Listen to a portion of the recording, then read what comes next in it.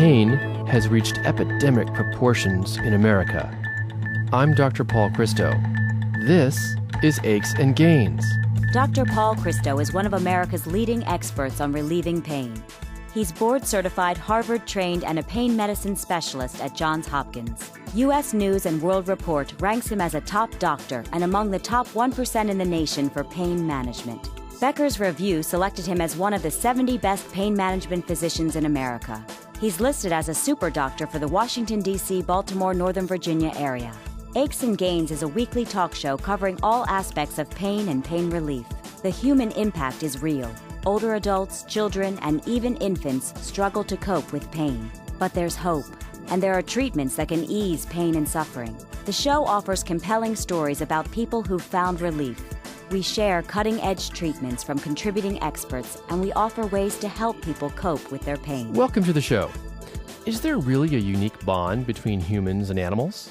Most of us have felt the soothing sensations of stroking the fur of our pets, especially dogs and cats. Some of us have even had remarkable personal experiences that convince us that a true healing relationship really does exist. But is there actual evidence of this connection between our four-legged friends and us? Indeed, published studies show that animal-assisted therapy optimizes healing and provides benefits across a broad range of medical conditions, including pain. Tonight, we'll hear how Jody Tuckett's devoted dog, Susie, helped her fight her way back to a productive life after a severe traffic injury. Dr. Don Marcus, author of The Power of Wagging Tails, then shares some remarkable studies on the value of therapy dogs in helping us regain a pain-relieving and healthy lifestyle. Aches and Gains is supported by Medtronic, Endo Pharmaceuticals, Pentec Health, and Boston Scientific. For live online listening to Aches and Gains, please go to paulchristomd.com. To access podcasts of the show, please go to paulchristomd.com. That's paulchristomd.com. If you have questions or comments for Dr. Christo, especially for upcoming shows, please email him at achesandgains@gmail.com. That's achesandgains@gmail.com. Canadian Jody Tuckett's life almost ended when a heavy truck broadsided her car. A skull fracture, broken neck, and brain trauma are only a few of the injuries she sustained. Her life came to a halt, but her dog Susie inspired her to re-engage in those things that make it worth living. Let's find out about their relationship and how Susie's influence eases Jody's pain quite remarkably. Jody, welcome to Aches and Gains. Thank you for having me on your program. Your accident sounds pretty traumatic. What happened? Well, I was driving from one job to another job, and I cut through a country road, and there was a dump truck traveling to a gravel pit there, and he turned left into the side of my car and basically T-boned me. So I sustained a great number of injuries from that accident. What were your injuries? I had a skull fracture, my left occiput, C1 fracture, my right clavicle was fractured, many ribs were fractured, punctured lung, torn carotid artery. I had some damage to my pelvis, which wasn't diagnosed at the time, but it continues to be an ongoing issue for me. And I had a large degloving laceration in my left arm, and my left elbow was fractured. That's awful. I mean, how much pain did you have at that time? It was quite intense.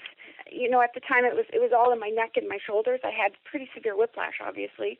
So having a brain injury, you know, you have to be confined to some extent. So I was strapped into a bed, I was strapped into a wheelchair, and there wasn't a lot of movement. To be honest, I wasn't able to speak up for myself. Wow, that sounds scary and painful. What's your condition today? It's all about my hips. It was weird. You know, as soon as my neck started to feel better, my hips started to, you know, speak up and say hello. Jody, it sounds like your life has been completely transformed. I've not been able to work. I've never been able to work as a teacher, but I worked very hard for many years for that.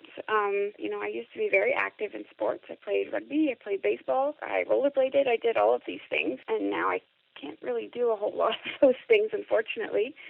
I rode horses. I was very, very active in horseback riding. I'm not able to do that. It's too difficult for me to participate in a lot of things. Going out and meeting friends for dinner, things like that. I can do it, but, you know, I find it very fatiguing. Sitting for a long time or standing for a long time is difficult, so I don't usually last too long in social situations. You know, a couple of hours and then I'm ready to go home. In contrast, though, it's amazing that you've done so well. Tell us how you got your dog, Susie. Look, I volunteer with the rescues from local First Nations communities. So Susie is a reserve dog.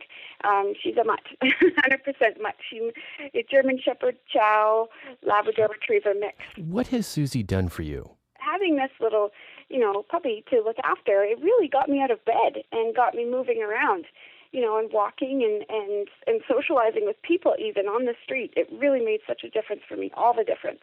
Having Susie there for me to, just a tactile thing, even to stroke her and pet her and cuddle her, really, really improved my mood. And, having this puppy to, play and get excited about things, that just really made a huge difference for me. And then I saw seeing her joy was really what made me happy. What is your relationship like between you and Susie? Susie was there. She would often come and she knew when I was upset, and she would come and, either sit, right by me, so she was touching me, or nudge me even with her nose. And just having her there to stroke her and pet her really helped me to calm down. At the extreme, it almost seems like Susie can help transform any misery or despair that you might have into hope. Yes, absolutely. And part of that is also the volunteering that I do with, the rest of the dogs and cats. Mm-hmm. My wife is a dog lover, and I bought her a book several years ago on women and dogs. Helen Keller, who was blind and deaf, loved dogs and felt that they understood her limitations and kept close beside her when she was alone. Do you feel that your dog Susie senses your limitations or even senses areas of pain? Yes. I think with Susie, it's more, she stays close and she knows when I need some warm touch. And that's very important to me. Absolutely. Jody, does your dog move toward areas that are painful in your body? And if she does her presence near that painful area actually make it feel better? Yes, certainly. She'll come and rest her head on me, on my side, which actually is a spot that I have pain. But she'll kind of rest her head, if I'm laying down, and it's comforting. I think that's what it is for me. It's warm, it's comforting. There's certainly a feeling of love there, of course, so that makes me feel safer. When we come back from the break, we'll talk to Jody about how Susie actually reduces the pain in her hips. I'm Dr. Paul Christo, and this is Aches and Gains. Aches and Gains is supported by Medtronic, the global leader in medical technology, alleviating pain, restoring health, and extending life for millions of people around the world. If you have questions or comments for Dr. Christo, especially for upcoming shows, please email him at achesandgains@gmail.com. That's achesandgains@gmail.com. Welcome back. Jody, how does Susie, your dog, actually help reduce the discomfort in your hips? I have to move around. That's the thing. I get, very, very, very stiff, and my pain only gets worse. Having Susie makes me still want to be active and makes me want to participate in something. Do you ever feel that she distracts you from your pain? Oh, yes, absolutely. Once I'm up and outside and moving, I forget about it. And I do feel better. And about how much better? I would say probably 35%, in addition to the other things that I do, maybe more. That's terrific. Do you think the effect is greater when you touch the dog compared to just having her around you? Yes, I do. She'll often lay, by my legs or by my hips, and while she does that, I can stroke her and pet her, and I find that does help improve my pain. I'm really happy that she's doing that much for you. Jody, has having Susie as an animal analgesic reduced or replaced the need for pain therapies? Yes. That all goes back to getting me active. I don't need acupuncture anymore. I go on occasion, actually, just for a bit of a tune-up. I do also craniosacral therapy. I see the pain physician for prolotherapy about once every 2 months. Are you afraid that having Susie around might actually worsen your pain in any way? As if, for example, that you might trip over her? No, I've never considered that. Susie is very careful, actually. She's never under my feet. Do you feel more uncomfortable when you're away from Susie? I kind of do, because I find that, when I'm away from her, I'm often more depressed. And, of course, I'm less active when I'm away from her. During the recovery process, while you were in the hospital, did you ever have any animals or dogs come to visit you? At the time, my friend brought her dog in to visit me. And just that, after you spend months in a hospital, just having, a pet come in to see you is quite uplifting. And it was exciting. It was something that happened in my day that made me smile. And that's a pretty big benefit. Jody, what would you say to those who simply doubt that dogs can provide pain relief? Well, I would say I've experienced it for myself. It was something that I wasn't expecting. I didn't see the connection there, but it wasn't until after I started doing all of these things that, oh, wow, it really has made all the difference for me. Will you summarize the healing benefits of having a pet like Susie? Having a dog in my life was something that brought me pain relief that wasn't clinical. It's almost like I was able to do it myself, with Susie, of course. Wow, it really seems like she empowered you to heal yourself. Yes, absolutely did. She certainly did. Jody, thank you very much for joining us today on Aches and Gains. Thank you for having me. It's been great. Up next is Dr. Dawn Marcus, who will share some remarkable studies on the value of therapy dogs in helping us feel better. I'm Dr. Paul Christo, and you're listening to Aches and Gains. Aches and Gains is supported by Pentech Health, one of the nation's largest pharmacy and nursing companies, dedicated solely to providing in-home care for patients with implanted pumps used for the treatment of severe pain or spasticity. To access podcasts of the show, please go to paulchristomd.com. That's paulchristomd.com. And we're back. Dr. Dawn Marcus is a neurologist and professor at the University of Pittsburgh Medical Center. She's been in practice for 20 years, working with patients suffering from chronic pain. In time, she began using her dog, Wheatie, as her own canine personal trainer and realized that her patients could also benefit from contact with Wheatie.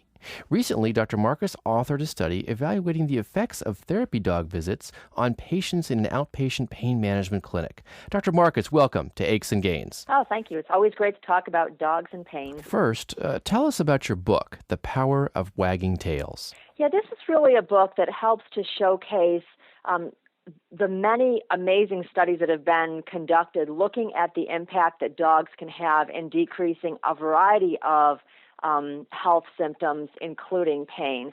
And in the book, we look at some studies, we look at some personal anecdotes of people, and then we also look at some scientific data that really shows that those improvements occur because of easy to identify objective biological changes that are happening in people, that it's not just, the dog is cute and fuzzy, but actually your body responds in very positive ways that decrease stress levels, increase endorphin levels to decrease your pain, etc. In fact, didn't you receive an award for this? Yeah, we actually just received an honorable mention award for Best Health Book of 2011, which for a dog book I think is pretty darn good to be coming out number 4 in all the health books that are out there for folks. Dr. Marcus, how did your interest in dogs begin? I've really been around dogs most of my life until I went into medical training and then was dogless for a little while.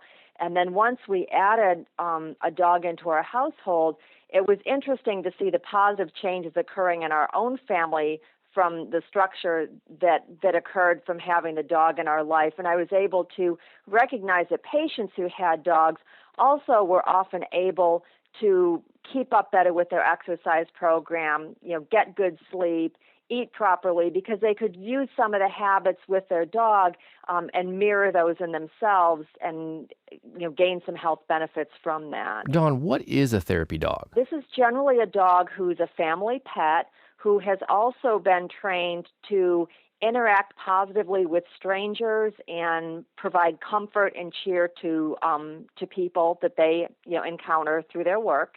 If you're coming upon that dog